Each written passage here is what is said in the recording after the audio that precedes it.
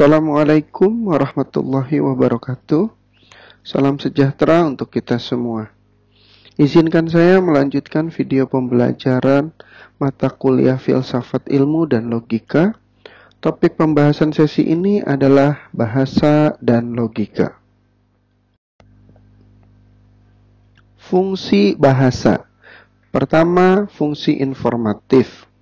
Penggunaan bahasa untuk menyampaikan informasi, untuk menyampaikan hal-hal yang faktual sifatnya, yang ditata dalam bentuk pengakuan atau pengingkaran proposisi-proposisi atau penyajian argumen-argumen. Sebagai fungsi informatif dikemas dalam bentuk kalimat berita. Misalnya, Bank Dunia dikorupsi pejabat, atau Bangladesh diguncang gempa, dan lain sebagainya.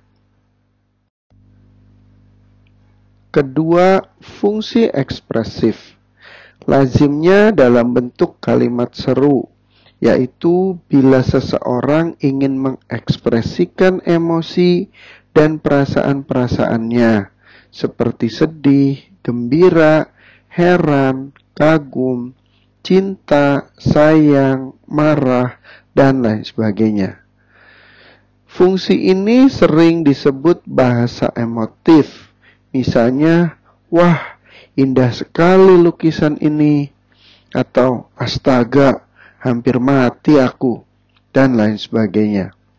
Kedua adalah fungsi direktif, di mana penggunaan bahasa dengan tujuan untuk menyebabkan atau menghalangi suatu perilaku. Bahasa ini sangat jelas terungkap dalam bentuk perintah-perintah atau larangan. Fungsi direktif sering disebut bahasa imperatif atau bahasa persuasif. Contoh, tutuplah jendela itu. Atau pergilah segera dari sini, atau baygon jaminan mutu, dan lain sebagainya. Fungsi bahasa yang keempat adalah fungsi performatif. Fungsi ini kelihatan manakala penutur bermaksud menyampaikan sesuatu, tetapi sekaligus juga melakukan apa yang disampaikan. Sering disebut sebagai bahasa seremonial. Contohnya, dengan ini rapat saya buka. Atau, perahu motor ini saya beri nama bintang laut. Fungsi bahasa lain, bahasa logika.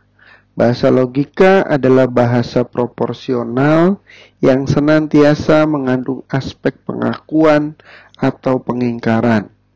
Fungsi nomor 2, 3, dan 4 tidak menunjuk pada fakta atau kenyataan objektif, dan karena itu tidak dapat diterapkan kualifikasi benar atau salah.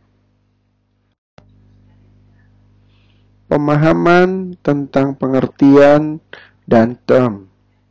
Pengertian adalah gambaran abstrak yang dibentuk dan dimiliki oleh akal budi tentang inti atau hakikat suatu objek. Pengertian masih bersifat abstrak, maka diperlukan sebuah simbol atau lambang yang disebut dengan bahasa, atau lebih tepatnya disebut dengan kata yang merupakan bagian terkecil dari bahasa. Selanjutnya, kata berfungsi sebagai upaya untuk mengungkapkan suatu pengertian, dan di dalam logika disebut dengan istilah term. Isi dan luas pengertian. Semakin luas atau besar wilayah suatu pengertian, semakin sedikit atau kurang isinya. Konsekuensinya ialah realitas atau objek yang ditunjuk menjadi semakin abstrak. Sebaliknya, semakin sempit atau kecil wilayah suatu pengertian, maka semakin banyak atau padat isinya. Akibatnya, kenyataan yang ditunjuk akan semakin konkret.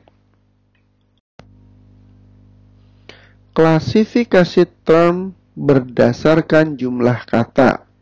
Ada yang disebut term secara sederhana. Term ini disebut dengan term yang bersifat umum, simple, dan terdapat satu unsur kata saja. Misalnya manusia, buku, meja, dan lain-lain. Yang kedua adalah term secara kompleks atau term komposit. Ciri-ciri dari term ini bersifat kompleks dan terdapat dua unsur kata atau lebih. Misalnya kepala sekolah, pesawat terbang, sapu tangan, dan lain sebagainya.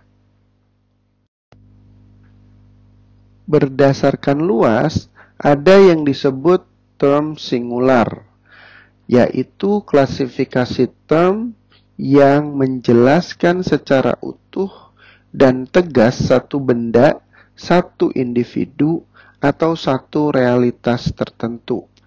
Misalnya Bapak Tono, Gunung Merbabu, Bapak terkaya di wilayah ini, Medan, dan lain sebagainya.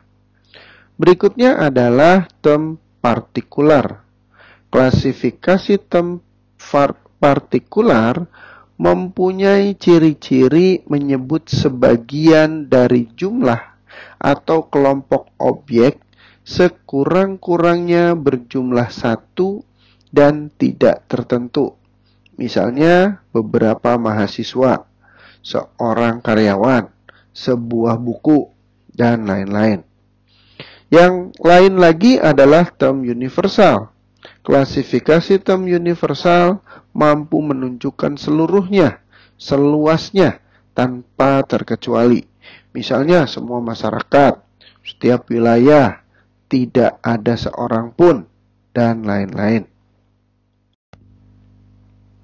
Berdasarkan penggunaan arti, ada yang disebut univok, yaitu suatu kata digunakan dalam arti univok bila kata tersebut digunakan untuk dua hal realitas atau lebih dalam satu arti yang sama. Misalnya, buku pelajaran lebih mahal harganya daripada buku novel. Wajah Anda mirip sekali dengan wajah anak saya. Yang kedua, equivok, yaitu suatu kata digunakan dalam arti equivok bila dengan kata tersebut dimaksudkan dua hal realitas yang sama sekali berbeda atau berlainan.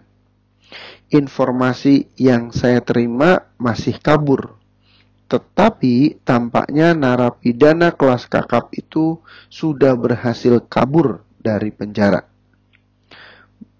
Menurut hemat saya, orang hidup hemat lebih baik daripada boros. Contoh lain lagi, kata orang, bisa ular kobra, bisa dijadikan obat rematik. Berdasarkan penggunaan arti, ada yang disebut analog. Suatu kata dalam arti analog, bila kata tersebut digunakan untuk dua hal yang sama, dalam realitas, dalam arti yang sama, tetapi sekaligus berbeda. Misalnya, senyuman bulan itu mirip benar dengan senyuman gadis desa. Klasifikasi atau penggolongan. Pertama, disebut klasifikasi sederhana. Klasifikasi sederhana mempunyai ciri-ciri yang mempunyai jumlah dan subkelas hanya dua subkelas. Misalnya, kendaraan diklasifikasikan menjadi kendaraan bermesin dan kendaraan tidak bermesin. Jenis ini disebut juga klasifikasi dikotomis. Klasifikasi kompleks. Klasifikasi kompleks mempunyai ciri-ciri yang jumlah dari subkelasnya lebih dari dua. Misalnya, benda diklasifikasikan menjadi benda padat benda cair, dan benda gas. Hukum-hukum klasifikasi. Pertama, klasifikasi harus lengkap. 2. Klasifikasi harus sungguh-sungguh memisah-misahkan. 3. Klasifikasi harus menggunakan satu dasar yang sama. 4. Klasifikasi harus sesuai dengan tujuan yang dikehendaki. 5. Klasifikasi harus dilakukan secara rapi. Terima kasih atas perhatiannya. Bila perlu penjelasan lebih lanjut, silakan hubungi saya via email maupun WhatsApp. Saya tutup sesi ini dengan ucapan wassalamualaikum warahmatullahi wabarakatuh. Salam sejahtera untuk kita semua.